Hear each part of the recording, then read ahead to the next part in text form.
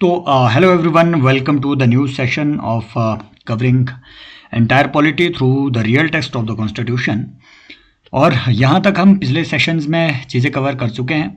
हम साथ साथ में अब क्योंकि स्टेट और यूनियन को हम साथ में इनका एग्जीक्यूटिव, इनके जुडिशियल प्रोविजंस और लेजिस्लेटिव प्रोविजंस जो कॉन्स्टिट्यूशन में दिए गए हैं वो लगभग सिमिलर है। तो जब हमने प्रेसिडेंट को कवर किया तब हमने साइमल्टेनियसली है ना पैरेलली हमने गवर्नर के भी जो प्रोविजंस है उनको वहाँ पर देखा। अब हम वाइस प्रेसिडेंट ऑफ इंडिया को कॉन्स्टिट्यूशन के आइज़ के थ्रू देखेंगे और कसम से मैं आपको बता रहा हूँ इस सेशन को ज़रूर लास्ट तक देखना, कुछ ऐसी इंसाइट्स आपको इसमें मिलेगी है ना, मे बी जहाँ से कुछ ऐसे क्वेश्चन बनेंगे जो कि आपके एम लक्ष्मीकांत या फिर नॉर्मल जो सोर्सेज हैं पॉलिटी के वो उसको आंसर नहीं कर पाएंगे। तो शुरू करते हैं वाइस प्रेसिडेंट ऑफ इंडिया को। इसके बारे में जो आर्टिकल 63 है इसके है ना सीधा प्रोविजन वैसा ही है जैसा प्रेसिडेंट के बारे में लिखा गया था 52 कि there shall be a vice president of India, इतना लिखा गया है बस कि एक वाइस प्रेसिडेंट ऑफ इंडिया होने चाहिए। फिर फर्दर आर्टिकल 64 में ये भी लिखा गया है कि भाई उनका काम क्या होगा, बना तो दिया, काम क्या रहेगा। तो काम रहेगा सर उनका normally vice president of India shall be the ex officio chairman of council of states, ex officio chairman of council of state वो बने रहेंगे। अब ये एक्स ऑफिशियो कैपेसिटी क्या होती है आई होप आप सभी को मालूम है, लेकिन अगर नहीं मालूम है दैट मीन्स कि if you are A and by virtue of being A you are capable of doing B things, ठीक है, तो दैट मीन्स एक्स ऑफिशियो चीज़ हुई। मेरी बात समझ रहे हो? For example if you are a CEO of a company and by virtue of being a CEO you are also doing I mean the chief performing the role as the chief auditing officer of the company or some other officer, तो उसे आप कहते हैं x officio capacity कि आप ये हैं इसलिए आप ये दूसरा काम कर रहे हैं। आप एक वाइस प्रेसिडेंट है इसलिए आप chairman of council of state का रोल भी प्ले कर रहे हैं। This is ex officio capacity. So ex officio capacity में vice president of India shall be the chairman of the council of states as well, ठीक है। अगली बात एक इंपॉर्टेंट चीज कि वाइस प्रेसिडेंट ऑफ इंडिया कोई भी ऑफिस ऑफ प्रॉफिट को होल्ड नहीं करेंगे, कोई भी ऑफिस ऑफ प्रॉफिट को वो होल्ड नहीं करेंगे। अगर उनका कोई ऐसा ऑफिस ऑफ प्रॉफिट है ना रहा है तो उन्हें पहले रिजाइन करना पड़ेगा। इलेक्ट होने से पहले ऑफिस ऑफ प्रॉफिट से उन्हें रिजाइन करना पड़ेगा। बट कॉन्स्टिट्यूशन में ये एक्सप्लेनेशन भी दी गई है कि for the purpose of this article, for the purpose of this article जो ऑफिस ऑफ प्रॉफिट है, ठीक है, जो ऑफिस ऑफ प्रॉफिट है उस ऑफिस ऑफ प्रॉफिट में आपकी ये जो मिनिस्ट्रियल पोस्ट है, ठीक है, वो कंसीडर नहीं की जाएगी। अगर आप एक, ठीक है, और इसके लिए अलग से ऑफिस ऑफ प्रॉफिट एक्ट भी बना हुआ है। एक मिनट, यहाँ पर कॉन्स्टिट्यूशन में अलग से इसमें एक एक्सप्लेनेशन जैसी हमने प्रेसिडेंट के केस में पढ़ी, ठीक है, वैसे ही कॉन्स्टिट्यूशन में वाइस प्रेसिडेंट के केस में भी ये एक्सप्लेनेशन दी गई है कि for the purpose of this constitution जो ऑफिस ऑफ प्रॉफिट है उसके लिए है ना वो ऑफिसेज कंसिडर नहीं होंगे। मान लो आप अगर एक MP हैं, आप अगर एक मिनिस्टर हैं, तो वो ऐसा नहीं माना जाएगा कि आप एक ऑफिस ऑफ प्रॉफिट होल्ड कर रहे हैं, ठीक है। Ministry is not an office of profit even under office of profit act. Office of profit act में देयर इज अ सेक्शन है ना, सेपरेट सेक्शन, सेक्शन 3। उस सेक्शन 3 में वो सारे ऑफिसेज मेंशन किए गए हैं जो कि ऑफिस ऑफ प्रॉफिट कंसिडर नहीं होंगे। मिनिस्ट्रियल ऑफिसेज या फिर लेजिस्लेटिव ऑफिसेज ये उनमें से एक है ना ऑफिस होंगे। दैट मीन्स देखो मैं ये क्यों कह रहा हूँ, यहाँ से वो सवाल आपको ये बनाएगा कि अगर किसी पर्सन को है ना नॉमिनेशन फाइल करना है for the election of vice president, तो क्या उन्हें रिजाइन करना पड़ेगा from the post of ministry? No, they do not need to resign. Why? Because ये ऑफिस ऑफ प्रॉफिट के तौर पे कंसिडर हो ही नहीं रहे हैं। क्लियर? नेक्स्ट बात ये है कि इंपॉर्टेंट बात है कि जब वाइस प्रेसिडेंट के रोल को एज्यूम करेंगे, ठीक है, देयर इज सेक्शन 65 जो कि कहते हैं कि अगर प्रेसिडेंट के ऑफिस में कोई वैकेंसी आई, कभी कोई वैकेंसी आई by reason of death, by reason of removal और बाय एनी अदर रीजन, अगर प्रेसिडेंट के ऑफिस में कोई वैकेंसी आती है और वाइस प्रेसिडेंट को प्रेसिडेंट के तौर पे काम करना पड़ता है, इंपॉर्टेंट बात है उस टाइम पे उन्हें काउंसिल ऑफ स्टेट्स के चेयरमैन, राज्यसभा के चेयरमैन वाली सैलरी अलाउंसेस नहीं मिलेंगे और ना ही उन्हें वो ड्यूटी परफॉर्म करनी है। तो उस टाइम जो वाइस चेयरमैन होंगे काउंसिल ऑफ स्टेट के, वो चेयरमैन की ड्यूटी वहां पे परफॉर्म करेंगे। समझ रहे हो बात को? दैट मीन्स कि जब भी vice president is acting as a president, उन्हें वो सारी इम्यूनिटीज़ मिलेंगी, सारे अलाउंसेस मिलेंगे, है ना, सारी फैसिलिटीज़ मिलेंगी और सारी पावर्स मिलेगी जो प्रेसिडेंट के पास रहती है। ये बात थोड़ी ध्यान में रखनी है। और वो एनी अदर ड्यूटी नहीं करेंगे, वो काउंसिल ऑफ स्टेट के चेयरमैन के तौर पे तब तक ड्यूटी नहीं करेंगे, है ना। और अगली बात एक और चीज़ कि yes, vice president shall act as a president, shall act as a president. कब? जब प्रेसिडेंट के ऑफिस में वैकेंसी हो, है ना, जब प्रेसिडेंट अवेलेबल ना हो, या फिर प्रेसिडेंट, है ना, कोई की एब्सेंस हो, इलनेस हो, कोई डिजीज वगैरह हो, है ना, और प्रेसिडेंट ने डिक्लेयर कर रखा हो कि I won't be able to perform these duties because of me being sick, है ना। अगर मान लो इस तरीके की डिक्लेरेशन हो और वाइस प्रेसिडेंट को एज ए प्रेसिडेंट काम करना पड़े, तो ये सब प्रोविजन तो कॉन्स्टिट्यूशन में दिए गए हैं। बट आपने लक्ष्मीकांत वगैरह में ये भी पढ़ा है कि in absence of vice president as well as in absence of president, है ना, obviously in absence of president and vice president, इन दोनों की एब्सेंस में chief justice of India shall play the role of president. ये constitution में provision नहीं है, लेकिन ये प्रोविजन है लेकिन कॉन्स्टिट्यूशन में नहीं है। ये प्रोविजन अलग से president and vice president discharge of duties act में एक पार्लियामेंट्री लॉ में दिया गया है। ये कॉन्स्टिट्यूशनल प्रोविजन नहीं है सीजीआई वाला। और अगर मान लो सीजीआई की भी डेथ हो रखी हो, तो जो सीनियर मोस्ट जज है, that particular person will discharge the duties of the president. ये सब प्रोविजन ना president and vice president discharge of duties act में लिखा गया है। ये कॉन्स्टिट्यूशनल प्रोविजन नहीं है। तो अगर वो बोले as per the constitution CJI will perform the role of president in absence of vice president as well as president, तो वो स्टेटमेंट आपकी गलत होगी। ठीक है, ये एक इंपॉर्टेंट बात आपको ध्यान में रखनी है। अगली बात, वाइस प्रेसिडेंट और any other person while acting as president shall have all the powers and immunities that are available to president. अब ये पावर्स और इम्यूनिटीज क्या है, ये स्पेसिफिकली लिखा गया है आर्टिकल 361 में। आर्टिकल 361 में एक बात, इंपॉर्टेंट बात लिखी हुई है कि प्रेसिडेंट और गवर्नर ये दोनों किसी भी कोर्ट के लिए आंसरेबल नहीं होंगे। इन्होंने जो काम किए होंगे, जो कांड किए होंगे, इमरजेंसी डिक्लेयर कर दी, वो कर दिया, ये कर दिया, ये अपने किसी भी ऑर्डर के लिए किसी कोर्ट के, है ना, किसी भी कोर्ट में आंसरेबल नहीं होंगे। गवर्नमेंट आंसरेबल होगी, गवर्नमेंट आंसरेबल होंगी, ये नहीं आंसरेबल होंगे। तो अगर वो स्टेटमेंट दे दे कि president and governors hold the legal liability of their actions, तो वो भी गलत स्टेटमेंट हो जाएगी। दे do not hold the legal liabilities of their actions. ये लीगली अपने एक्शन के लिए लायबल नहीं होते हैं, गवर्नमेंट्स लायबल होती है। गवर्नमेंट्स को अपने अटॉर्नी भेजने पड़ते हैं। प्रेसिडेंट और गवर्नर को एक्सप्लेनेशन नहीं देनी है कि मैंने ये ऑर्डर क्यों पास किया, क्यों? क्योंकि उन्होंने वो ऑर्डर गवर्नमेंट के रिकमेंडेशन पे पास किया हुआ है। समझ रहे हो? दूसरी बात, एक और इंपॉर्टेंट बात कि भैया ये बात तो सही है कि जो कोर्ट है, ठीक है, कोर्ट में प्रेसिडेंट और गवर्नर के को अपने किसी भी ऑर्डर के लिए कोई एक्सप्लेनेशन देने की जरूरत नहीं है। लेकिन ऐसा नहीं है कि किसी भी केस में प्रेसिडेंट को कोर्ट में ना बुलाया जाए, या फिर किसी भी केस में कोर्ट प्रेसिडेंट के कंडक्ट को इन्वेस्टिगेट ना कर सके। There is one case when even courts can investigate the president. वो क्या केस है? हमने आर्टिकल 61 पढ़ा था। आर्टिकल 61 प्रोवाइड्स कि जो प्रेसिडेंट है उनका रिमूवल कैसे होगा।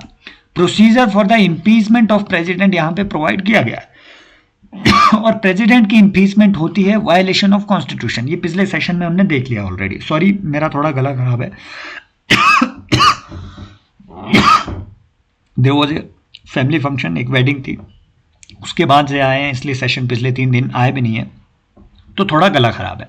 ठीक है, ये सब चलता रहेगा। तो जो इम्पीचमेंट ऑफ प्रेसिडेंट है, ये वायलेशन ऑफ कॉन्स्टिट्यूशन के लिए होगा। Why violation of constitution? Why? Because president and obviously governor, president and governor ये एक ओथ लेते हैं। ओथ क्या? To protect and defend the constitution. अब जिसकी इन्होंने ओथ ली है ना, ये 2 ही ऑफिस होते हैं जिसे जिसे ये ओथ लेने का मौका मिलता है टू प्रोटेक्ट द कॉन्स्टिट्यूशन। अब जिस चीज की प्रेसिडेंट ने ओथ ली, अगर वही चीज वायलेट कर दिया तो भैया इनका इम्पीचमेंट हो सकता है। इम्पीचमेंट का प्रोसेस क्या था? प्रोसेस ये था कि भैया 1/4 of the members of any house, B it Rajya Sabha और लोकसभा, किसी भी हाउस में, है ना, ये रेजोल्यूशन पेश किया जा सकता है for the impeachment of the president. लेकिन रेजोल्यूशन पेश करने के लिए 1/4 ऑफ द हाउस के जो मेंबर्स की स्ट्रेंथ है, मतलब जो टोटल मेंबरशिप है हाउस की, उसके 1/4 मेंबर्स के द्वारा वो पहले साइन होना चाहिए वो रेजोल्यूशन। जब एक बार वो साइन कर दिया तो रेजोल्यूशन पेश किया गया फर्स्ट हाउस में अगेन पेश, ठीक है, उसको हियर करने से पहले 14 दिन पहले उनको एक नोटिस भी सर्व किया जाएगा कि ऐसा रेजोल्यूशन पेश हुआ है ना। अब भैया अगर ये फर्स्ट हाउस में पास हो गया, तो सेकंड हाउस में जाएगा। फर्स्ट हाउस में पास कैसे होगा? 2/3 of the total membership of house, 2/3 of the total membership of house. ये एक स्पेशल मेजोरिटी होती है for the removal of the president, 2/3 of the total membership of house, है ना। ऐसा नहीं है कि मेंबर प्रेजेंट एंड वोटिंग, जितनी टोटल मेंबरशिप हो उसके 2/3 मेंबर्स होने चाहिए। अगर इससे फर्स्ट हाउस में पास हो गया, फिर वो सेकंड हाउस में जाएगा और सेकंड हाउस इन्वेस्टिगेट करेगा चार्जेस को। अब ये इन्वेस्टिगेशन कैसे भी करके हो सकती है, ये इन्वेस्टिगेशन करने के लिए सेकंड हाउस इवन किसी कोर्ट को अपॉइंट कर सकता है कि प्रेसिडेंट के कंडक्ट को आप इन्वेस्टिगेट करो। सो इस केस में definitely court can intervene. Clear? तो अगर यहां से वो स्टेटमेंट दे दे तो आपको ध्यान में रखना है कि यहां से सवाल बन सकता है। अगली बात कि कोई भी क्रिमिनल प्रोसीडिंग प्रेसिडेंट और गवर्नर के खिलाफ नहीं चलाई जाएगी। क्रिमिनल प्रोसीडिंग कोई नहीं चलेगी, है ना, कभी भी नहीं चलेगी during their term of office.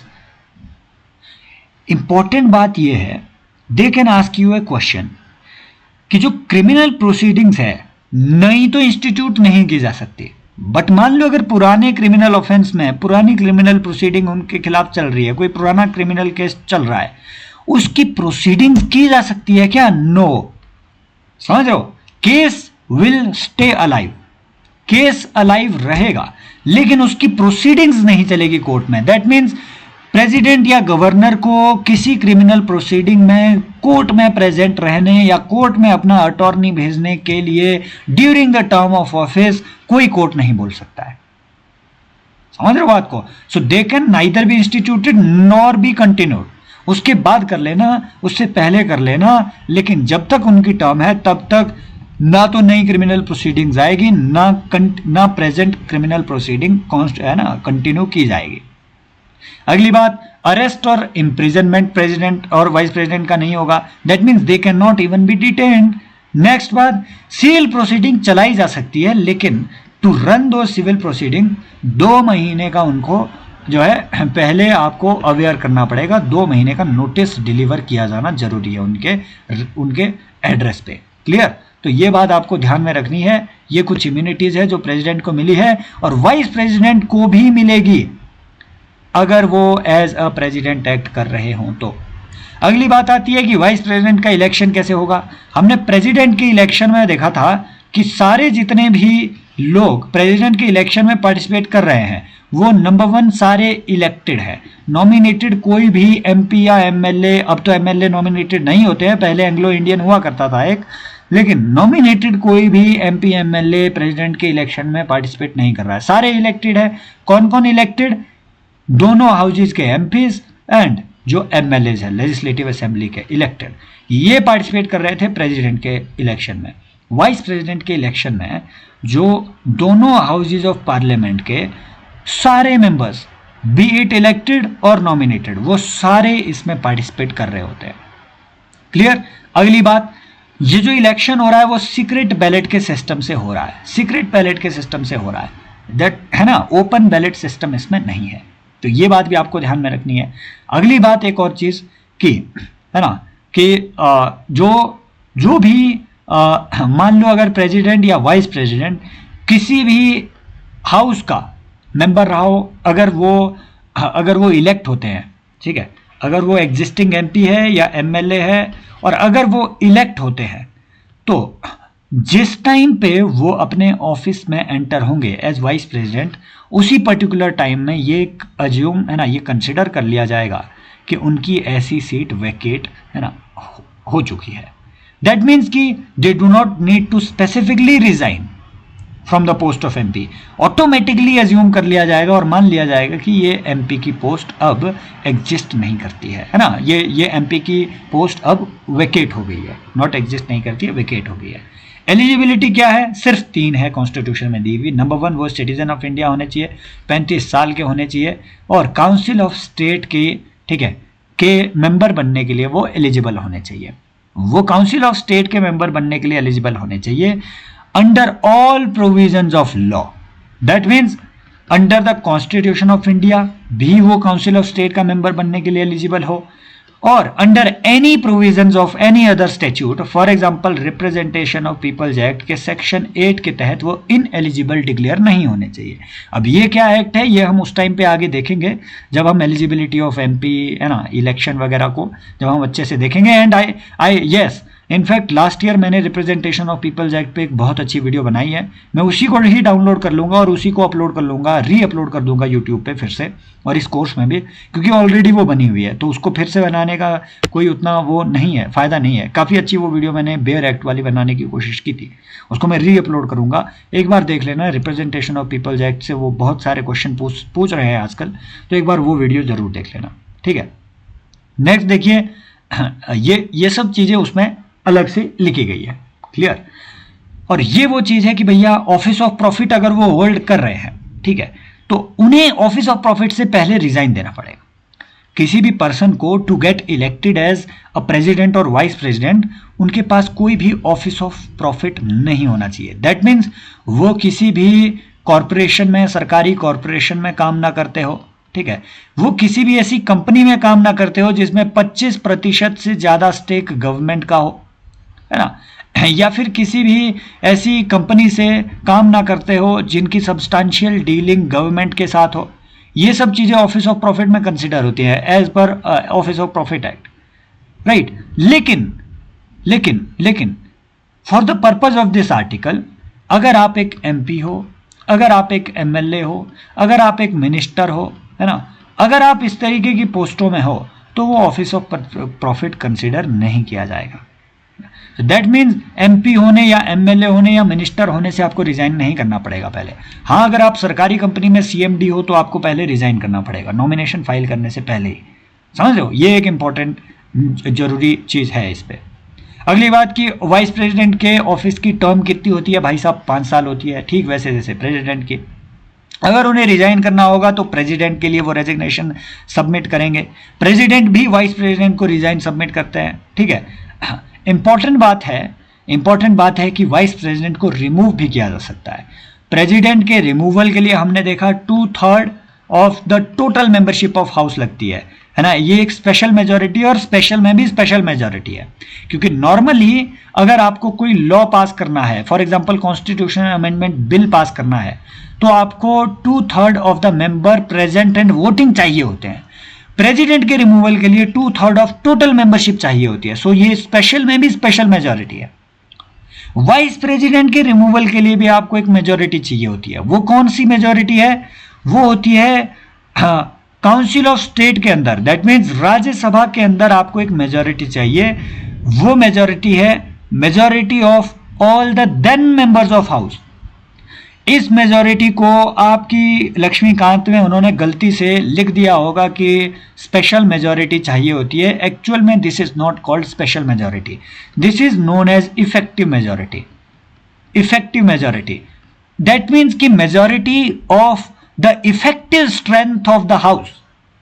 Simple majority of effective strength of house, समझ रहे हो? यहां 2/3 मेंबर्स नहीं चाहिए, जो इफेक्टिव स्ट्रेंथ है। मान लो अगर 230 मेंबर्स ऑफ पार्लियामेंट है राज्यसभा में उस टाइम पे, तो भैया आपको चाहिए 115 + 1 वोट। इतने से रेजोल्यूशन पास होना चाहिए आपका, कहां? राज्यसभा में। और लोकसभा को तो ये भी नहीं चाहिए। लोकसभा सिंपली अपनी सिंपल मेजॉरिटी से ठीक है, सिंपल मेजॉरिटी से रेजोल्यूशन पास करके जो है, simple majority of people present and voting, उससे रेजोल्यूशन पास करके उसमें एग्री करके वो डायरेक्टली है ना एज वाइस प्रेसिडेंट को रिमूव कर सकते हैं. So there is no provision of impeachment for vice president of India. अगर वो बोले कि constitution provides for the provision of impeachment of vice president of India, no. In fact the term impeachment अगर वो बोले ना, तो इम्पीचमेंट टर्म हमेशा सिर्फ और सिर्फ प्रेसिडेंट ऑफ इंडिया के रिमूवल के लिए यूज की जाती है कॉन्स्टिट्यूशन में. ये बात भी ध्यान में रखनी है. एक और इंपॉर्टेंट बात जो हम यहाँ पे डिस्कस करना भूल गए, कि अगर आपको वाइस प्रेसिडेंट ऑफ इंडिया के लिए नॉमिनेशन फाइल करना है और प्रेसिडेंट ऑफ इंडिया के लिए नॉमिनेशन फाइल करना है, तो भैया वाइस प्रेसिडेंट ऑफ इंडिया के नॉमिनेशन फाइल करने के लिए नॉमिनेशन पेपर में 20 लोगों के नाम होने चाहिए एज प्रपोजर और 20 लोगों के नाम होने चाहिए as seconder. President of India के केस में 50 लोगों के नाम होने चाहिए एज प्रपोजर एंड 50 लोगों के नाम होने चाहिए एज ए सेकेंडर. उनके इसमें सिग्नेचर होने चाहिए. Plus vice president of India और प्रेसिडेंट ऑफ इंडिया दोनों के केस में 15,000 रुपए आपको सिक्योरिटी डिपॉजिट देना पड़ता है रिजर्व बैंक ऑफ इंडिया के पास. समझ रहे हो बात को? इंपॉर्टेंट बात यह है भाई कि ये प्रोविजन आपको कॉन्स्टिट्यूशन में कहीं नहीं मिलेगा. ये पूरा प्रोविजन ये कहाँ है? क्या ये रिप्रेजेंटेशन ऑफ पीपल्स एक्ट में है? नो. ये provision president and vice president election, conduct of election है ना, हाँ, जो एक्ट है president and vice president election act, उसमें ये प्रोविजन अलग से दिया गया है. प्रोविजन ये भी है कि ये जो 15,000 रुपए का सिक्योरिटी अमाउंट आप डिपॉजिट किए हैं, ये सिक्योरिटी अमाउंट फोरफीट कर दिया जाएगा, जिसे कहते हैं जमानत का जब्त होना. तो ये जमानत जब्त कर दी जाएगी कब? अगर आपने टोटल वोट के 1/6 एटलीस्ट 1/6 वोट्स अगर आपने सिक्योर नहीं किए तो आपकी जमानत जब्त होगी. सेम प्रोविजन है ना, ये जमानत जब्ती वाला same provision representation of people's act में जनरल इलेक्शन के लिए भी दिया गया है.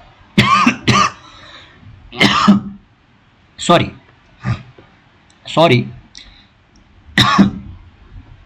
हाँ. सो नेक्स्ट आते हैं भैया, वैकेंसी तो वाइस प्रेसिडेंट के ऑफिस में भी हो सकती है. मान लो वो रिजाइन कर दें, मान लो टर्म एक्सपायर हो जाए, मान लो उनकी डेथ हो जाए, तो ऐसे में उनके लिए इलेक्शन कब होल्ड होगा? प्रेसिडेंट के केस में लिखा गया है कि इससे पहले कि एक्सपायरी ऑफ टर्म हो, प्रेसिडेंट के लिए फ्रेश सिलेक्शन हो जाने चाहिए. सेम बात वाइस प्रेसिडेंट के लिए भी है कि इससे पहले एक्सपायरी ऑफ टर्म ऑकर हो, फ्रेश इलेक्शन कंडक्ट कर दिए जाने चाहिए. But what if the vacancy is not because of expiration of the term, but because of the death, demise, resignation और removal और otherwise? अगर इन केसेस में मान लो अगर वैकेंसी ऑकर होती है, तो भैया प्रेसिडेंट ऑफ इंडिया के केस में लिखा गया है कि 6 महीने के अंदर, वैकेंसी आने के 6 महीने के अंदर फ्रेश इलेक्शन हो जाने चाहिए. और जो न्यूली इलेक्टेड प्रेसिडेंट होंगे वो फुल 5 ईयर टर्म के लिए जो है, ठीक है, जो है वहां पे अपना कार्यक्रम करेंगे, वो फुल 5 ईयर टर्म को एंजॉय करेंगे. लेकिन वाइस प्रेसिडेंट ऑफ इंडिया के बारे में ऐसी कोई 6 मंथ्स की कोई भी ऐसी वो नहीं दी गई है, कोई टाइमलाइन नहीं दी गई है, कोई टाइम फ्रेम नहीं है. यहां लिखा है एज सुन एज पॉसिबल, कि भैया अगर by reason of death, resignation, removal और अदरवाइज अगर कोई वैकेंसी ऑकर होती है in the office of vice president, तो एज सून एज पॉसिबल ये टर्म है ना, ये इसमें टाइम लिमिट नहीं प्रेस्क्राइब की गई है. एज सून एज पॉसिबल जो है, इस तरीके की वैकेंसी को फिल किया जाना चाहिए. और जो फ्रेश इलेक्टेड वाइस प्रेसिडेंट होंगे वो फुल 5 ईयर टर्म के लिए जो है इलेक्ट किए जाएंगे. ओथ एंड अफर्मेशन प्रेसिडेंट दिलवाएंगे. ओथ क्या रहेगी इनकी? याद रखना है, to protect and defend the constitution नहीं होगी. ये सिर्फ और सिर्फ to protect and defend the constitution की ओथ सिर्फ और सिर्फ प्रेसिडेंट और गवर्नर लेते हैं. इनकी ओथ बिल्कुल कॉमन सी ओथ है कि I do swear in the name of God, I bear the true faith and allegiance to the constitution of India. समझ लो? So this is the oath prescribed in article 69 of the constitution. Clear? Not in the second schedule, in article 69 of the constitution. Next आता है discharge of president's function in other contingency. चलो normally देखो ऐसा होता है president की death हो जाए, अगर प्रेसिडेंट इल हो, सिक हो, ऐसे केसेस में तो चलो ठीक है, प्रेसिडेंट के फंक्शन को ये डिस्चार्ज करेंगे। हो सकता है कोई अदर भी आपातकाल हो जाए तो पार्लियामेंट उसके लिए लॉ बनाएंगे, है ना। कोई भी लॉ पार्लियामेंट बना सकती है कि other than the reasons provided above, other than the reasons provided in the constitution, other reasons के लिए भी पार्लियामेंट लॉ बना सकते हैं कि कब कब as a president vice president act करेंगे। क्लियर। नेक्स्ट है भैया कि एक इम्यूनिटी दी गई है प्रेसिडेंट और वाइस प्रेसिडेंट के इलेक्शन से रिलेटेड, एक not an immunity, it is a provision related to the question of the elections of the president and vice president. Important बात है, अगर एमपीज या एमएलए के जो इलेक्शन होते हैं अगर इनको चैलेंज करना हो तो फर्स्ट जो कोर्ट है ना, वो होगा आपका हाई कोर्ट, वहां पे आप चैलेंज कर सकते हैं। ये प्रोविजन कहां दिया गया है कि कॉन्स्टिट्यूशन में? नो, ये प्रोविजन दिया गया है रिप्रेजेंटेशन ऑफ पीपल्स एक्ट 1951 में। लेकिन कॉन्स्टिट्यूशन स्पेसिफिकली प्रोवाइड करता है for challenging the election to the office of president and vice president. अगर आपको कोई भी ऐसा इलेक्शन चैलेंज करना हो तो भैया आपको वो इलेक्शन चैलेंज करने के लिए सुप्रीम कोर्ट में अर्जी दायर डालनी पड़ेगी डायरेक्ट, सुप्रीम कोर्ट में अर्जी दायर करनी पड़ेगी डायरेक्ट। और ये इलेक्शन कौन चैलेंज कर सकता है in case of president and vice president? Election challenge कर सकता है number one, any contestant in the election. अगर आप एक कंटेस्टेंट है इलेक्शन में तो आप चैलेंज कर सकते हैं, अगर आप उसमें डिफीट हुए हैं आप उस इलेक्शन को चैलेंज कर सकते हैं। और any elector in the election as well, provided अगर ये इलेक्टर है ना 20 इलेक्टर मिल करके अपने सिग्नेचर है ना उसमें करें, इस तरीके की अपील में अपने सिग्नेचर लिखें, 20 इलेक्टर मिल करके वो सुप्रीम कोर्ट में प्रेसिडेंट के इलेक्शन को चैलेंज कर सकते हैं। इंपॉर्टेंट बात यह है, ध्यान में रखना है। और सेम जो चीज़ें हैं वो एमपी और एमएलए के इलेक्शन के लिए भी है। कौन चैलेंज कर सकता है किसी एमपी का इलेक्शन? उस कॉन्स्टिट्यूएंसी में रहने वाला कोई भी इलेक्टर चैलेंज कर सकता है। ऐसा नहीं है कि any citizen of India can challenge the election to the office of MP, no, it is not any citizen of India. For example, a person from constituency A cannot challenge the election of constituency B. समझ रहे हो? वो that person has to be from constituency B. That person has to be interested in that election, and any elector is interested in that election. जो इलेक्टर होते हैं उनका direct interest involve होता है किसी पर्टिकुलर इलेक्शन में। तो सिमिलर प्रोविजन यहां पे भी है। यहां पे भी any elector can challenge, elector to the vice president of India, any elector can also challenge such elections, but provided कि any such petition it is signed by at least 20 electors. अगली बात, मान लो अगर ये चैलेंज हो जाता है इलेक्शन और सुप्रीम कोर्ट वॉइड डिक्लेयर कर देता है प्रेसिडेंट या वाइस प्रेसिडेंट के इलेक्शन को, तो मान लो है ना, मान लो ऐसा वॉइड डिक्लेयर कर दिया जाता है, तो जो भी ऐसे प्रेसिडेंट या वाइस प्रेसिडेंट होंगे उनके द्वारा जो भी काम किए गए हैं, जो ऑर्डर पास किए गए हैं during that particular short term, जब तक वो इनवैलिड नहीं डिक्लेयर हुआ था इलेक्शन, वो सारे ऑर्डर इनके कंसिडर किए जाएंगे कि ऑफिशियल कैपेसिटी में those orders will not be invalidated. अगली बात कि भैया प्रेसिडेंट और वाइस प्रेसिडेंट के जो इलेक्शन है इन्हें इस ग्राउंड पे चैलेंज नहीं किया जा सकता कि आपका जो इलेक्टोरल कॉलेज था उसमें कुछ लोग जो है वो थे ही नहीं। मान लो कोई एमपी की पोस्ट खाली थी, वो कोई एमपी की वैकेंसी थी, 15-20 वैकेंसीज थी, तो आप ये चैलेंज नहीं कर सकते कि यार हमारे यहाँ से अभी एमपी जाना बाकी था, इन्होंने इलेक्शन करवा दिया प्रेसिडेंट और वाइस प्रेसिडेंट के। तो इस ग्राउंड पे you can not challenge the election to the office of president and vice president. Clear. और ये चीज़ इसलिए भी न्यूज़ में थी क्योंकि जो J&K की असेंबली है वहाँ पे उस टाइम तक असेंबली इलेक्शन हुए भी नहीं थे, बावजूद इसके प्रेसिडेंट ऑफ इंडिया के इलेक्शन कंडक्ट करवा दिए गए। सो J&K की असेंबली का कोई रोल था ही नहीं प्रेसिडेंट ऑफ इंडिया के इलेक्शन में, है ना। इंपॉर्टेंट बात ये भी है कि इंडिया में अभी आज के दौर में 3 हमारी यूटीज़ है, देयर आर 3 यूटीज़ जिनके पास जिनके पास एक लेजिस्लेटिव असेंबली है, J&K, the UT of J&K, Delhi and Puducherry. About Delhi and Puducherry, there is an explicit provision in the constitution कि for the purpose of election of president of India, Delhi और पुडुचेरी के MLAs को consider किया जाएगा as MLAs of state. उनकी legislative assembly को state legislative assembly consider किया जाएगा ताकि वहां के MLAs भी पार्टिसिपेट कर सके। ऐसा कोई क्लैरिफिकेशन कॉन्स्टिट्यूशन में J&K के रिगार्डिंग दिया ही नहीं है, अभी तक नहीं दिया गया है। क्यों? क्योंकि अगर आपको ऐसी क्लैरिफिकेशन देनी है J&K के रिगार्डिंग, है ना, तो दैट मीन्स कि प्रेसिडेंट ऑफ इंडिया के इलेक्शन के मेथड को आप चेंज कर रहे हैं।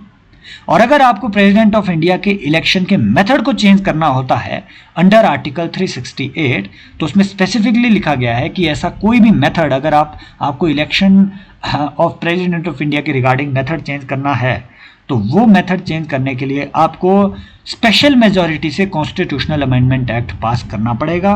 और भैया उसके लिए more than half of the states, 50% of the states plus 1 state का भी अप्रूवल उसके लिए चाहिए। तो ये बड़ा टफ प्रोसीजर है और अभी तक इसे अवॉइड ही किया गया है। So that's it about vice president of India. ठीक है, अभी नेक्स्ट सेशन में ये सब चीज़ें कंटिन्यू करेंगे और फिर से, है ना, यहाँ से फॉर एग्जांपल हम जब एग्जीक्यूटिव पावर ऑफ यूनियन को स्टडी कर रहे हैं तो एग्जीक्यूटिव पावर ऑफ स्टेट्स को भी साथ में स्टडी करेंगे। जब हम यूनियन मिनिस्टर के प्रोविज़न को स्टडी कर रहे हैं, यूनियन मिनिस्टर ऑफ स्टेट के प्रोविज़न को भी साथ में हम स्टडी करेंगे। तो दोनों चीज़ें साइमल्टेनियसली चलेगी, साथ साथ चलेगी, क्योंकि सिमिलर प्रोविजन यहाँ पे आपको देखने को मिलते हैं। Thank you so much, take care, bye bye, as always, love you all. हाँ, और टेलीग्राम चैनल का लिंक आपको डिस्क्रिप्शन में मिल जाएगा। कोई भी मुझसे ये नहीं पूछेगा कमेंट सेक्शन में कि ये सीरीज कब खत्म होगी। भाई जितने कवर करवाए हैं ना सेशन, उतने भी कर लो तो आपकी यहाँ 60-70 पॉलिटी यही खत्म हो जाती है जो एग्जाम के लिए रेलेवेंट है। समझ रहे हो बात को? सो जो इंपॉर्टेंट पार्ट है definitely it will be covered within next 9-10 sessions. ठीक है, thank you so much, take care, bye bye, as always, love you all.